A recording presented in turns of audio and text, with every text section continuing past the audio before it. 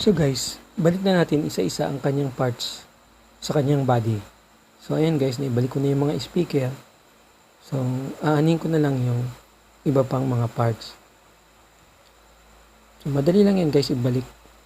Ngayon, susunod naman yung body. So ayan guys, na balik na natin. So balik na rin natin yung kanyang katawan.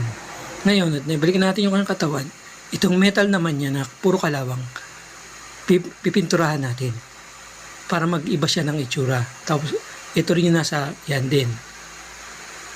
So ayan guys, ito ang kanyang resulta. O, ayan, ang ganda na, bagong bago. Ngayon, ayos na siya guys, itest na natin. So ang first step natin, kuha tayo ng cellphone, tapos i-connect natin ang Bluetooth. I-on natin ang Bluetooth ng cellphone. So ayan, para mag-pair sila.